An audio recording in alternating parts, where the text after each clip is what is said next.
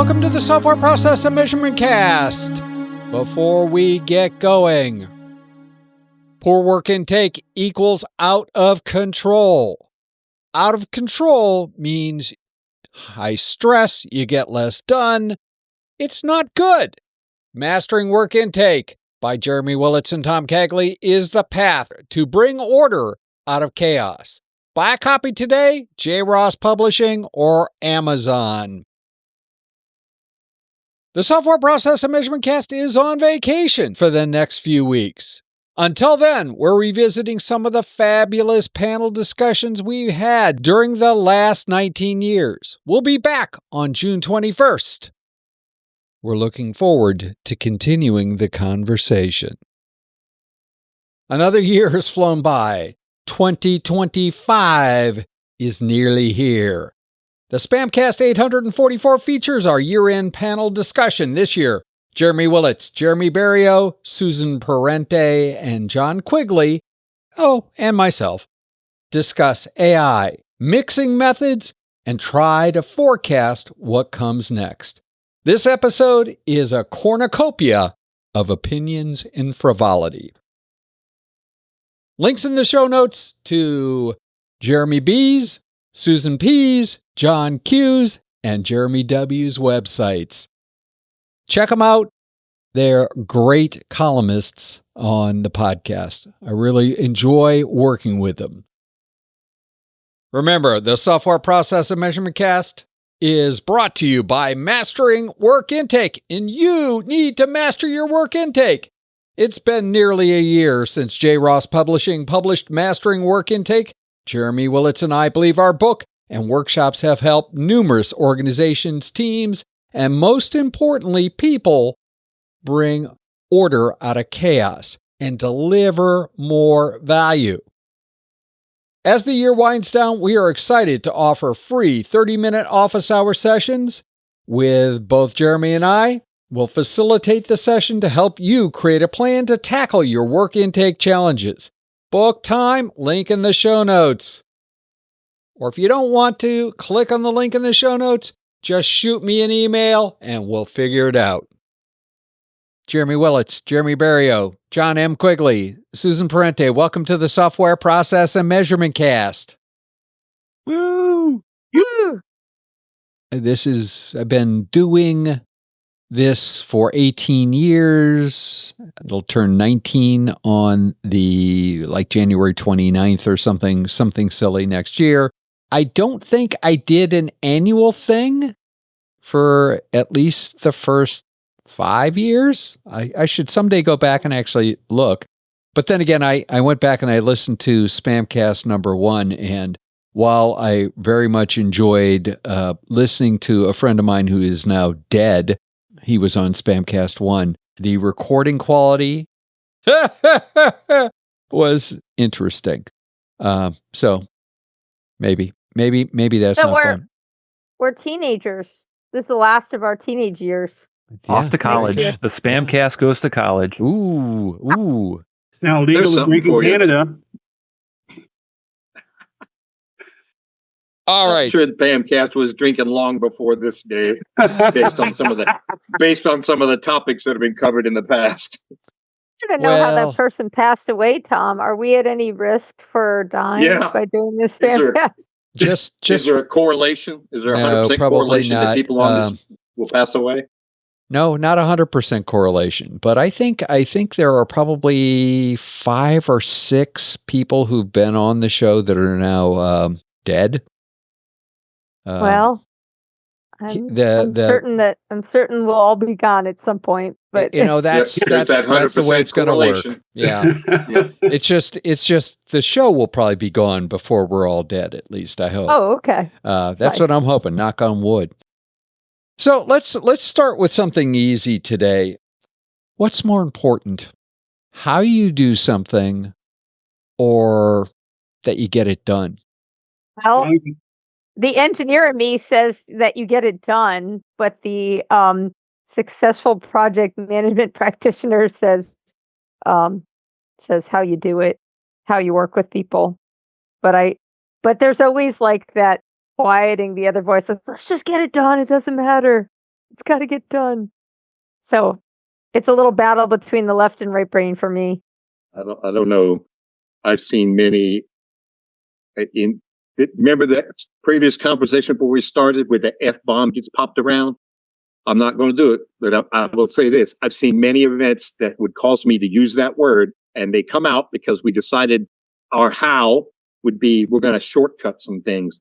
We won't think about why we're shortcutting or what could be the consequences of those shortcuts. We're going to just do them because we just need to get her done. And if you'd taken a moment to think about the things you're cutting out, you might have come to the conclusion, this puts us at this risk and it might not be so pleasant. Well, as a manager, I'm not going to have to fix it. Y'all are. So why would I care? Oh, you just keep pushing the button to try to escalate there, Tom.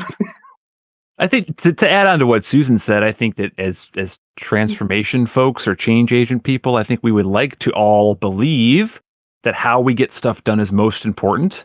But that is the thing that's rarely rewarded in my experience. What gets rewarded often is that it got done, whether it got done in the way that we or the organization got done varies. Yeah.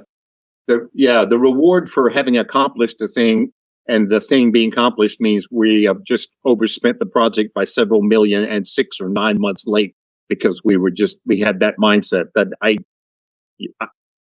that's a little frustrating. Mr. Berriault? Of course, the alternative path is not knowable. So, see, for me, I'm just like, get it done. Now, there is a caveat to it. Like, to your point, John, like there are certain things that we have, like things have to be followed to make sure, like if you're in banking, like you have to make sure there's certain things that are hit or done to make sure nothing's put at risk. But if you're in there and you say like, hold on, this step or this whatever has like zero value. Let's just, we don't need it. It's just there for someone built the rule because something happened 20 years ago and no one questioned the rule over the past 20 years, and the rules may be completely outdated.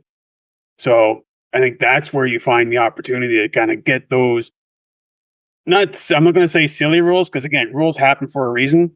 Something happened way back when, but if everyone became complacent to them and no one challenged it, then it just keeps happening.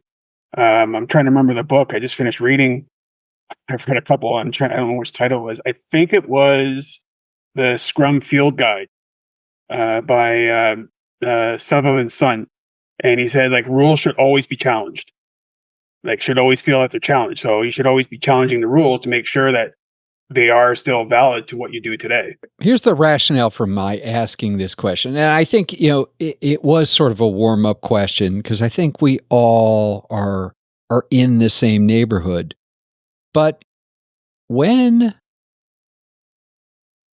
coaches, change agents think the process is more important than actually delivering for an organization, I think they get themselves into trouble. Have we not reached that in some cases? Yeah, it's interesting, Tom. So when you first answered your question, it was just sort of like a knee-jerk reaction, thinking that the how was like doing things right and following the process. And the how isn't always a good thing, meaning like following that process isn't always a good thing. Like Jeremy B just said, if something doesn't make sense, then should we keep doing it that way? No. And should we check off all the boxes and do all the bureaucratic things, or should we just get it done?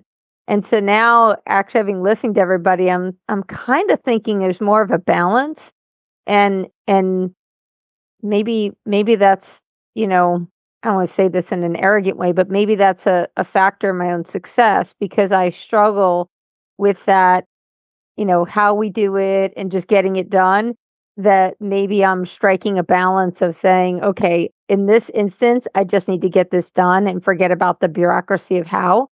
And in this other instance, I need to pay attention to the how, because the how is going to matter in how well it gets done, right? So the how it gets done, involving the team, collaborating, those are important hows. Checking the box for stupid stuff that shouldn't even be in the process, things that are waste, things that should have been removed using like lean techniques to remove the waste and junk that we do. Removing those things is great. So I think there's a balance there, and just getting it done and doing it well. What does the well mean? It doesn't always mean exactly following the process. Yeah, I think it's okay to challenge the process. I really like the qualitative thing that you just said, Susan. I think it resonated with me quite a bit because I've seen a lot of scenarios where, yes, it got done. Maybe it got done well, but from a qualitative perspective, well, maybe it's, the story, Susan, that you told on the most recent episode of the Spamcast, where the one sort of lone wolf came in to work with the team sort of undercover, but that lone wolf ended up getting a lot of things done on his own. And I think that the qualitative piece of the how work got done is so important to not forget in this particular equation. I think the minute we start talking about the process as checkbox mentality, it doesn't really matter whether it's important that it's there or it's not. That's a problem. Every step. I worked at a company once and I was going through and mapping the process for the company. And one of the first things I put, rather than here's the input, here's the process, transformation function, here's the output, right? The very first thing was the objective. Why am I doing this? Which I think is very important for your team members. Then you can make an informed decision about, okay, and I did this because I recognize that the inputs are not always exactly like you expect in work. So then you have to decide another way to achieve this objective. And before that, you need to understand, does this really apply in this case? Because a lot of times the processes are set up for a maximum model situation, and sometimes that's not very important. I would also say that my perception of this is colored by the fact that I'm largely automotive, and the consequences for making a mistake in automotive can be very costly in terms of dollar amount for rework and reputation for tens of millions of cars recalled or worse than that. Well, that's how we get rid of our surplus population. Jeremy, Berriault, it is that time of year. Sorry, yes. I've been listening to way too much Christmas Carol. So for me, it's interesting. Like when we start talking about like useless type rules, it reminds me of the team I worked with a while ago. They were in, let's put in quotes, Agile team, and they're doing Scrum, and everything seemed fine. And then after a couple of years of them doing all these rolling deployments and things worked out well, they got the quality out, they got their velocity up, they were able to get more tickets out. It was awesome. It was a financial institution, so we had their internal auditor come in and say, "Oh, okay, we need to see this, like a list of stuff." And I prepared because I worked for this institution before. And when I went back, I prepared it already. I already had like a wiki page or a Confluence page already set up with links. It's like, just go, oh, you want this? Go here, go here. It's going to Jira, doing all this fun stuff. And he came out, I was like, well, where's your test strategy? I'm like, go to Jira. Done. And no. It had to be on this 15, 16 page template Word document for every release. So I had to create a new document. So what I did, being the smart guy that I am, I just went through the template, added in all the links and said, oh, go to this link and find the release. And then gave it to the person and say, here, you've just passed your audit. And the auditor asked, like, well, no, it's not every file. Guy. Well, take a look. It says, go to this release, go to this link, you'll see the test plan. Go to this, you'll see the test cases. So I'm satisfying your criteria. I'm just not writing 15 documents because we did 15 releases over 2 years. Smart guy? TPS forms. There's another word, at least down here in the States, for smart guy then. So, okay. What you're all telling me is that it depends. Who gets to decide? A good question. I often, in my experience, it's the people that don't have to go do the rework.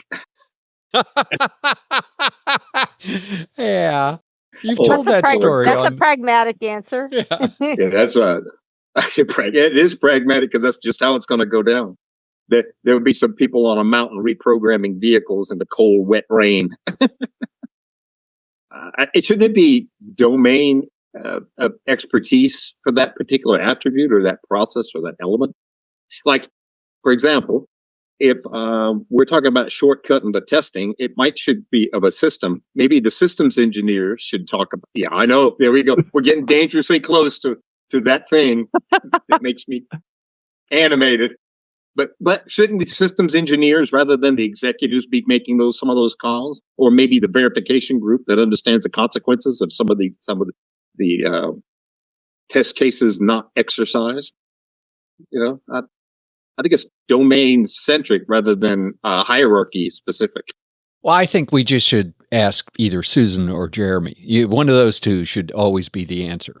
Go to the answer. I might be I might be all right with that. That might be better results than some of my past. So okay, not my decisions necessarily, but the ones that I get repeat the benefits of.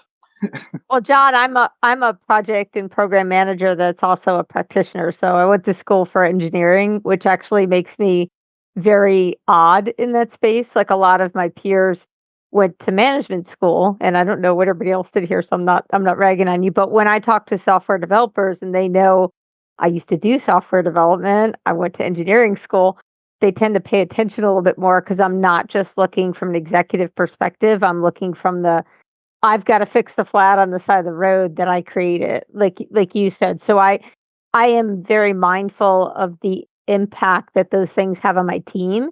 And I try to be an advocate to executive management by stating risks. You'll like this, John. I state things as a risk with the impact that it will have. And that gets me some headway, even if I may not have the authority that a sponsor or higher, it's usually clients with me, have. I may not have that authority, but I can be very convincing if I state a risk with an impact that is going to be painful to them. I think that's what causes people to change, is when they consider the impact of not doing something or of doing something. So I try to be influential because often I don't have that power. I mean, I might have power over my team, and that's about it. And so, I mean, I've always thought influence is more important than power. So how do you exercise your influence for the benefit of your team? So I barely have power over me, and rarely can even influence myself. Mr. Willets or Mr. Berriault, how do you answer this one?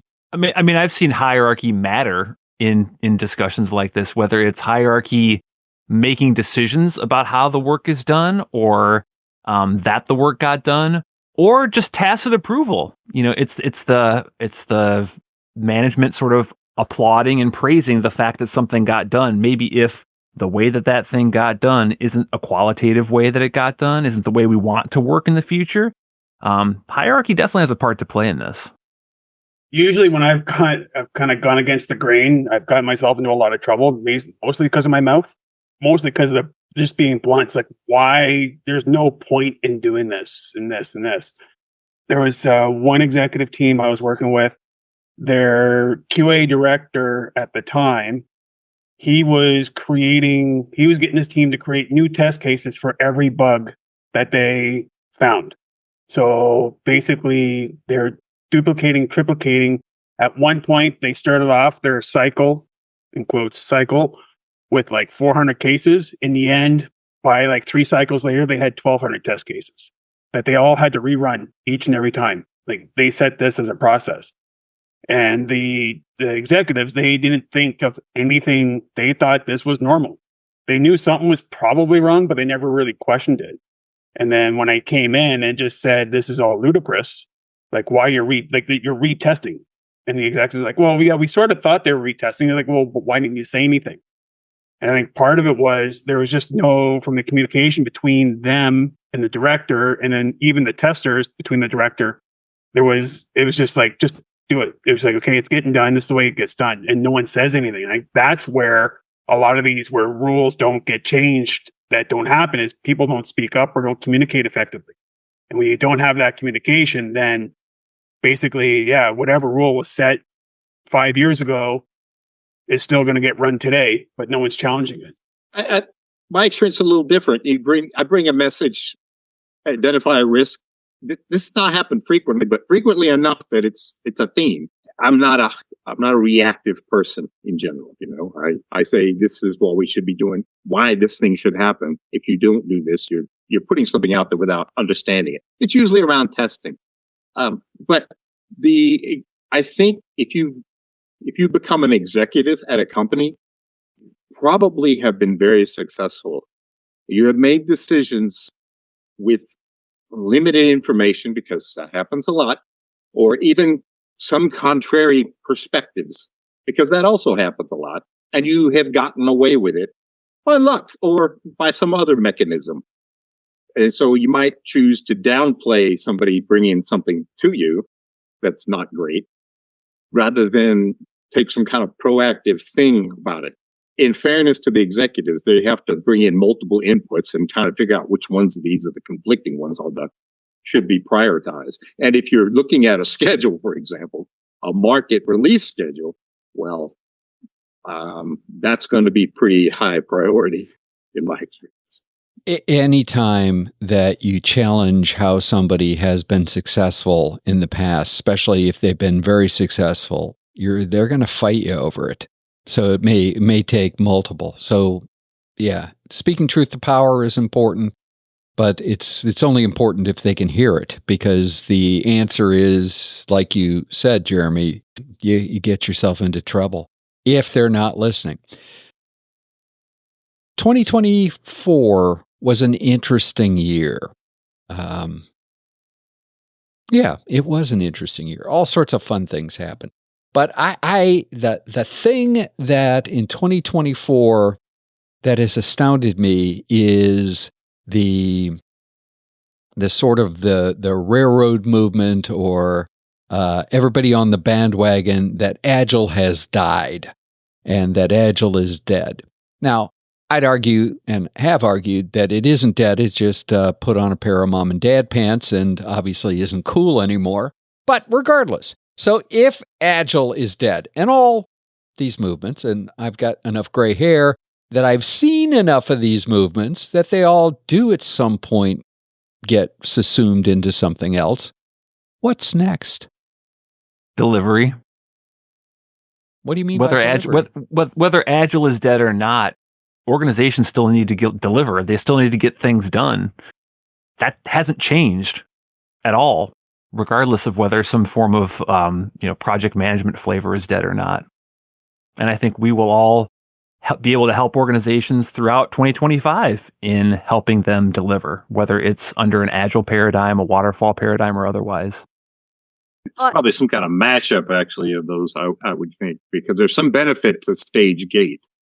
There's also quite a bit of limitations outward from the epicenter of the project execution and coordination to the other parts of the organization and depending things. Stage gate can a little bit helpful in control at the executive level, but when you're talking about cadence, no. Well, my Spamcast column here is not a scrumdimentalist, so my feeling on that is that Agile is a tool in our toolbox. It's like having a hammer. What do you don't want a screwdriver? You don't want a wrench? Like, I think that the answer is you look at the situation and you apply the tools. I could say hybrid, but that just ends up being a fancy way of saying look at the situation and apply the tools. I think that it's rare that something is 100% traditional. Even like construction, I have some construction students and they're like, okay, how can I do Agile? I'm like, well, so I got framing, foundation, you got like kind of phase gates there, so to speak, in construction. But do you really need to order the hardware for the doors and the plumbing when you're doing the foundation? Or could you wait a few months? Just a thought. Same thing with flooring. Don't need to buy flooring when you're pouring the foundation. So I think the answer is some type of hybrid, but I even like better an answer of look in your toolbox and I as practitioners, we should fill our toolbox with lots of different things, lots of leadership styles, lots of tools for project management, lots of ways of working with others so that we can pick the right thing for the right for that customer and that project, that situation. For me, I just think back to the talk at Agile 23, like Tom, that you helped me out on, where the thing I said is like the framework is a tool. Like to your point, Susan, it was that, yeah, you just add more to the toolbox, and it's your behaviors. For me, it's your behaviors and how you use them. Like you don't use a hammer to put in a screw. Unfortunately, my dad did that a couple times just because I couldn't get him the screwdriver in time. But overall, it's just your behaviors and how to get things done and try to be more efficient. Like we all don't want to work harder. We all want to try to work smarter. We want to try to be more efficient. So it's just keeping those behaviors and not being complacent and just figuring and asking those questions like, well, why are we doing this? Why can't we do this better? And regardless, whether it's like waterfall, Scrum, Safe, Less, Crystal, P4, you name the framework, as long as you're asking those questions, you're going to get things done more effectively and more efficient. So I'll give you two things. One thing before we jump into this, but the saying "work smarter, not harder" it's one of those where I would start using the frippity frop words that we talked about beforehand that we would have to bleep out. Because very frankly, I'd say just show me the stupid people, because I'll fire them right now. Because if they're not working smarter, then they're stupid and they're gone. So here's the thing, right?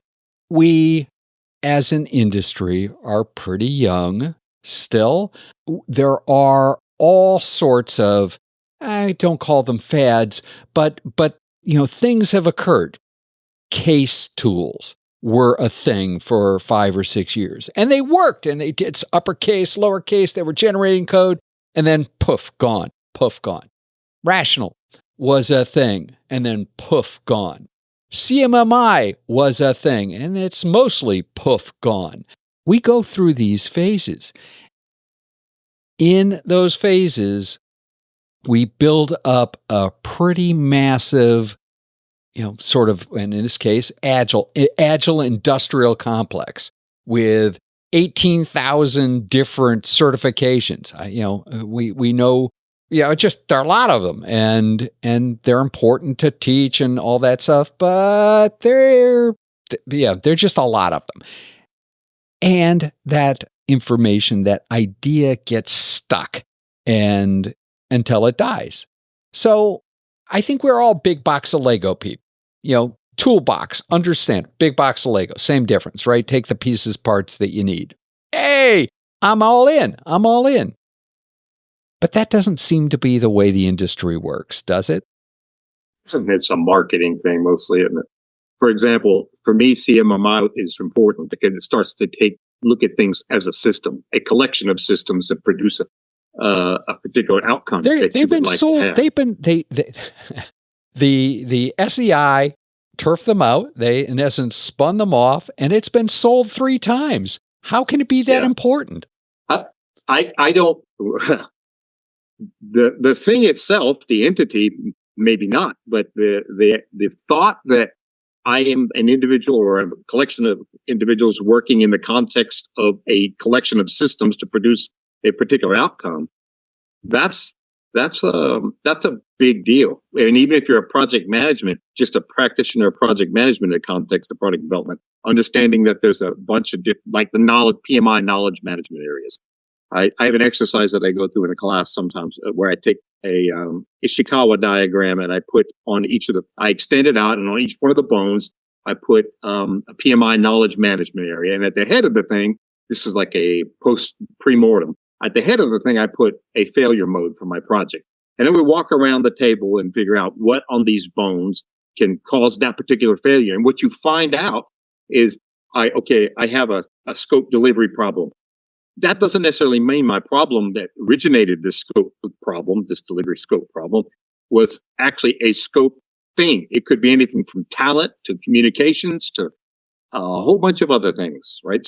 Stakeholder involvement, or whatever those other knowledge management areas. So for me, things like these things offer you a glimpse into another way of looking at how the parts of this kind of work goes together. I don't even care about the cert. Although I as a manager of a department, I took my team off to get software testing certification, but not because I cared about the cert. I wanted us all, because it was a new department, I wanted us all to come away with some common lexicon. So when we talked to each other, we kind of knew what we were talking about. We didn't have to spend a lot of time digging into what actually was meant because we were working from the same set of language. In that way, these things can be transitory, and that doesn't reduce their value for the individual, and to the organization. Comes, learn something, it goes. Still got my backpack full of the tools. Yeah, why can't the next fad be playing the greatest hits like John just said with the Ishikawa diagram? I mean, how long has that technique been around? I mean, music is cyclical, fashion is cyclical. Why can't we circle back around and come up with some of these other like tried and true techniques that are still useful? In any market, is the oldies station the actual top station in the market? It's because modern music is not so great. You know, I go listen to 80s music and 70s music and 60s music. And there are occasional stuff in the early 2000s and even now. But by and large, I'm skewing back. Well, there's definitely going to be a new top market tune, and that's going to be AI. You know, there's two reactions to AI. Embrace it, the best thing since sliced bread. The other, run away from it, it's going to take my job away. Oh my God, the robots, and whatever robot movie you watched in the 80s or 90s that created some sort of dystopian reality. So there's like, I'm more thinking AI, just another tool. It's like, are you afraid of Google search? Then why are you afraid of AI? I mean, embrace it, use it. Well, I think you have to. I think you have to embrace it. And having interviewed a lot of experts, some of which haven't run yet, I would argue that the message that is now being passed by the experts, the high experts in the field, is that you better embrace it, and it's going to probably kill about half the jobs. So it is going to have a deleterious effect on employment. Does that mean you're not going to be employed, or does it mean you're going to have to be employed in a different way?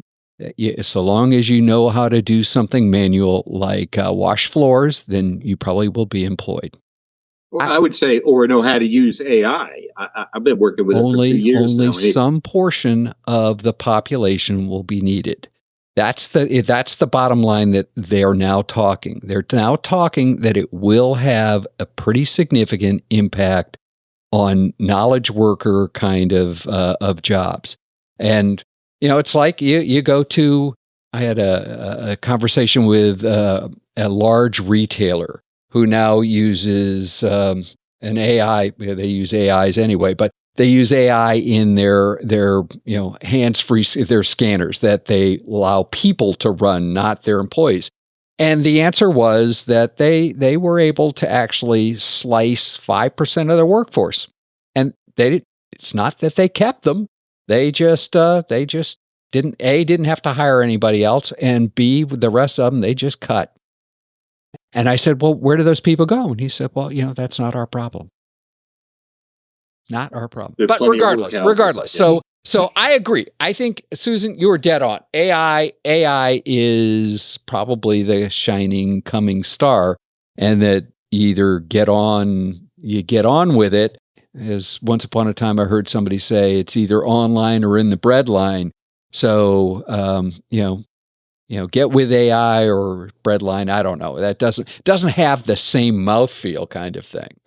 What do the rest of you feel about this AI thing? Been digging with it for more than 2 years, and what I can say is it's been a mixed bag, although it's steadily improving. You know, I did some work for a procurement house. They were working with a private equity firm, and their whole thing was material acquisition, right? And contracts, and they had a thing for aluminum. They had this application that used aluminum, and they were trying to find a way to get the cost of aluminum down. This private equity firm that had bought this company. And while everybody's scrambling, trying to figure out how to resource the aluminum and get the price down for aluminum down, I went over to AI and spent a few hours, because it wasn't in my domain. It wasn't automotive. So I spent some time learning about the space, and then I learned about the particular application and we do a whole bunch of prompts to AI, and I asymptotically approach to something good, and eventually it gave me something. I'm like, hey, and it was something that was viable. But when I pitched it to the firm and the private equity firm, they're like, this is the lead time or the vet horizon for this is too long. We'd have to, figure the formulation for this and then produce a lot of tests to make sure that it actually does the thing that we think it's going to do, because it's not ubiquitous application or use of this material. The point is just the fact that you work with the AI gets you some kind of, you acquire some skills. And there have been times when I put prompts in there and it would refer to me SAE standards. Yeah, go see that SAE standard. I go over to SAE and I go look at the standard. That's the Society of Automotive Engineers. And I go, tell me about this J standard. That J standard doesn't exist. So, yeah, I think hallucinations do those are called hallucinations, and they exist, and but they are getting rarer. The rest of you, AI, friend or foe?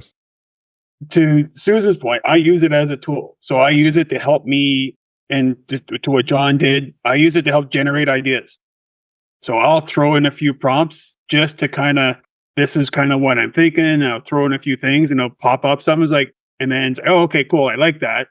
Now I'll go off and do my own thing. And like to use it for, say, even data analysis, like if it saves me a couple hours, like toiling around with a spreadsheet, and I can throw it into an AI and have it do it for me in like 10 minutes. Awesome. Like I'm completely okay with it. Like it helps me get like a bunch of ideas out, and it's very, very helpful. I'll share the view as a tool. I think the more interesting applications of AI will happen when companies have their own proprietary AIs that they can feed some of their intellectual property into. I think that will be an interesting application of the technology versus write me a song about X or whatever we're doing, with our Chat GPT prompts and on our personal time.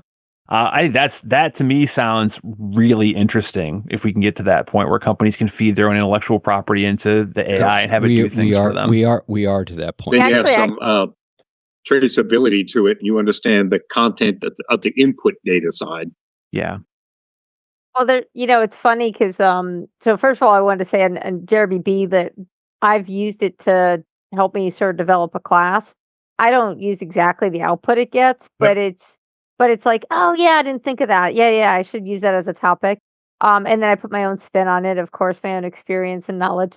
And then Jeremy W, I wanted to say that it's interesting. I was looking for an article I wrote, and I spent about 15 minutes looking on my computer, and then I came up with the idea, why don't I just Google it? And I found it immediately. So I used Google to find something I wrote. Like I couldn't find the Word document for the thing that I wrote, but I found it. And all I was doing is I was just going to share it with somebody. I was like, why am I bothering with the search engine in my operating system when I could be using Google to search the internet? I'd published it. And now I'm like, I won't look through my drives anymore. I'm just going to go look at Google if I'm looking for an article.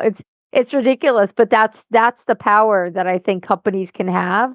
If you imagine like an AI type of search that you can do with your company proprietary data, because stuff gets lost all the time. I mean, I lose stuff on my computer, so I know companies lose stuff all the time, and AI will help you figure out what closet you put it in. That's a lot better place to keep your lessons learned than the metaphorical white book that's a physical book back in the old days, or not. That nobody goes to look to see what happened in the past. Absolutely, nobody what did. Turned out well and what didn't. So that makes a lot of sense. My take. The reality is, a lot of big companies now are doing exactly that with their own proprietary versions. So those are the hard topics. This is, I'd like to start sort of wrapping at this point, but let's start with Susan. What stands out as, in your mind, as your greatest success in 2024? Well, it's just a little bit of like a personal, professional success. Sure. But I've decided that I'm in a place now where I can pick the people I work with, and it's like such a relief because I am I'm not afraid of hard work. I love to work hard, and I do put a lot of hours in, and I enjoy it until I'm stuck working with somebody who's not going to communicate, going to blame other people for stuff, going to be irresponsible. Like you said something about stupid people. I don't even care if people are stupid as long as you have motivation and energy. Oh, to be honest with you, that's what I meant by stupid people. Yeah. Box of rocks. It's not what you know. It's like if I'm working harder than you are, and we're supposed to be doing it as a partnership, or even my students, I get frustrated with my students in class, and I'm working harder to teach them than they're working to learn. I'm like, that's not a good thing. So now I can't pick the students I teach all the time, especially at the university. But when I'm working in teams, I mean, I've literally said to somebody like, you don't think, he's like, well, what's your time look like? I'm like, I have time for anything that you or your team wants to do. I do not have time for everyone, but I do have time for you because I know working with you, we're going to be successful. And I just no longer want to be a part of teams where people are just not putting their effort in. And I dropped 2 projects this past year because of that. And I was so relieved. And then it's funny because it's like, when you're trying to furnish your house, the best thing to do is to remove the piece of furniture you don't want.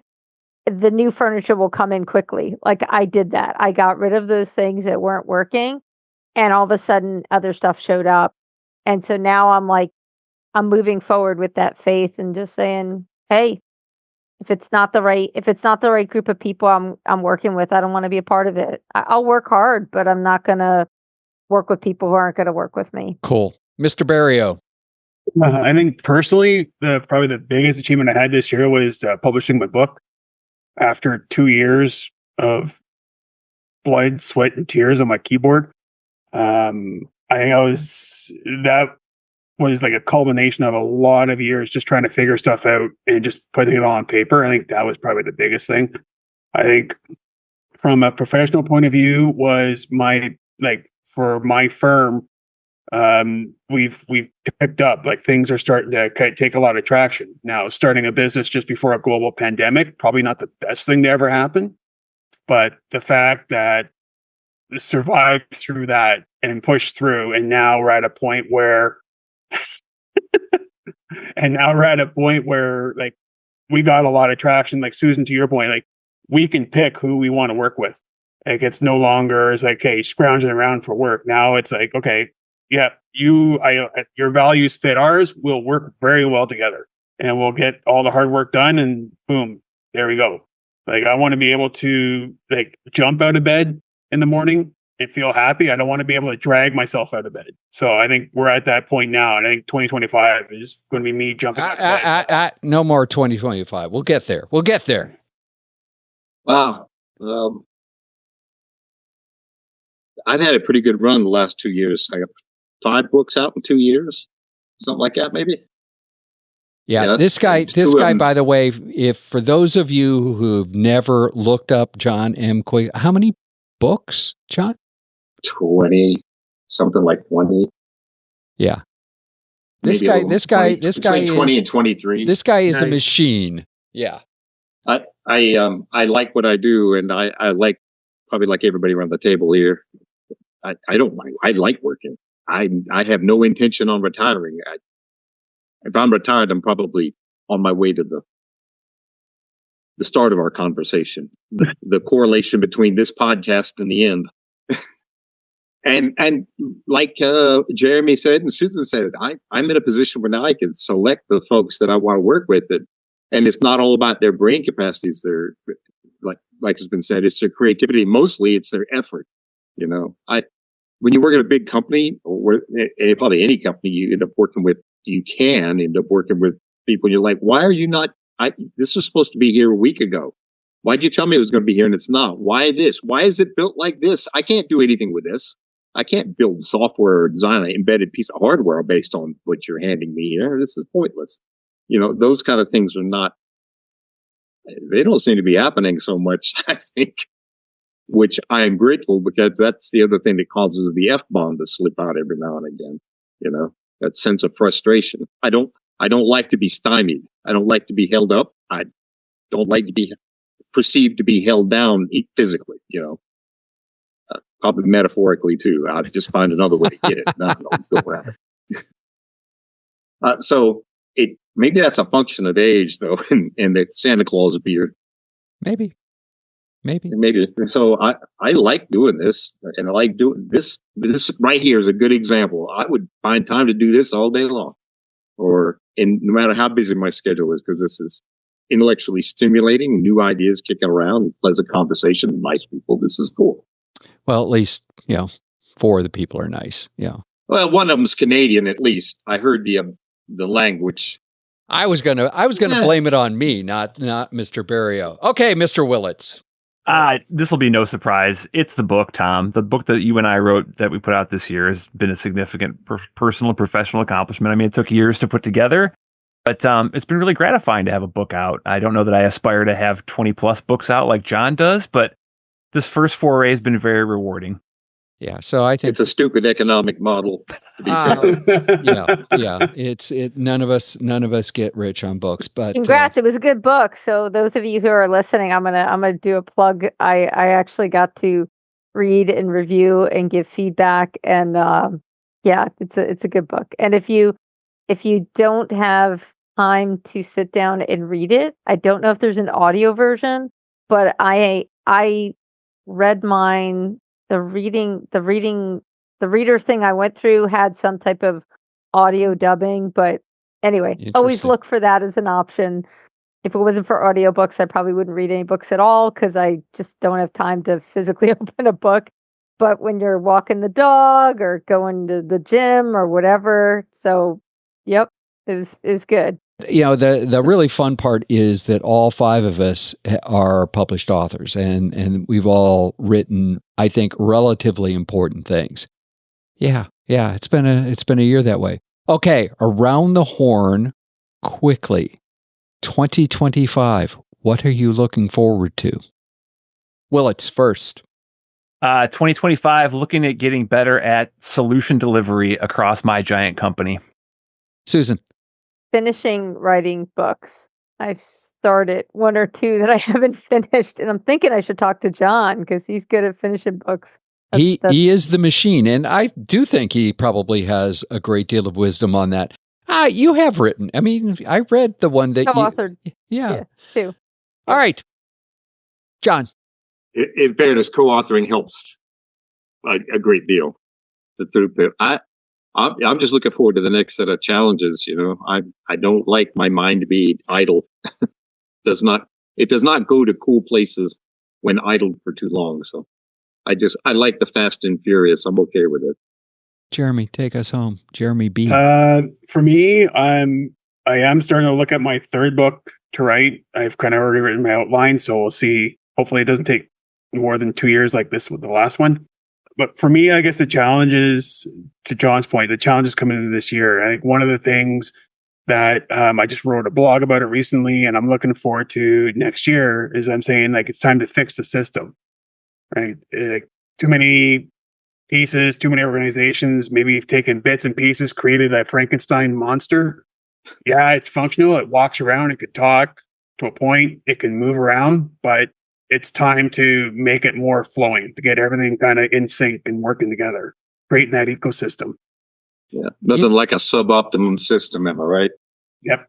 In Sync, wasn't that a boy band at one point? Hey, I think you're telling in the 90s. You're telling us what you listen to. That's not necessarily a good thing in my book.